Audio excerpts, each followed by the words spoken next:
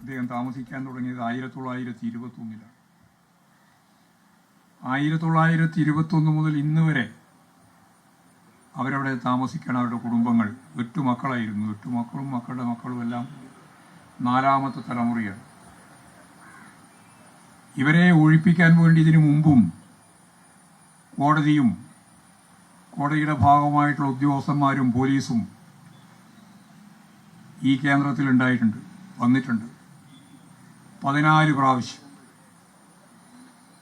ഇടതുപക്ഷ ജനാധിപത്യ മുന്നണി ഗവൺമെന്റ് അതിൻ്റെ പ്രഖ്യാപിതമായ നിലപാടിൻ്റെ ഭാഗമായി പോലീസ് എന്ന വിഭാഗത്തെ ജനങ്ങൾക്കെതിരായിട്ട് കടന്നാക്രമിക്കാൻ ഉപയോഗിക്കുന്ന ഒരു ഉപകരണമല്ല എന്ന് പ്രഖ്യാപിച്ചത് ഇപ്പോഴല്ല, 1957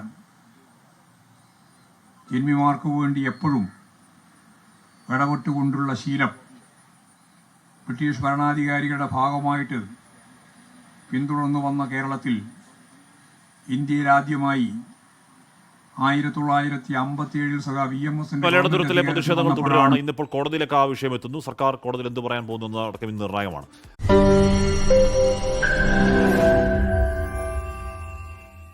ലോകത്തെവിടെയായാലും ഏത് സമയത്തും 24 വാർത്തകളും ഓഗ്മെന്റഡ് റിയാലിറ്റി പാക്കേജുകളും എക്സ്പ്ലെയിനറുകളും വിശദമായി കാണാൻ ഞങ്ങളുടെ യൂട്യൂബ് ചാനൽ നിങ്ങൾക്ക് സബ്സ്ക്രൈബ് ചെയ്യാം.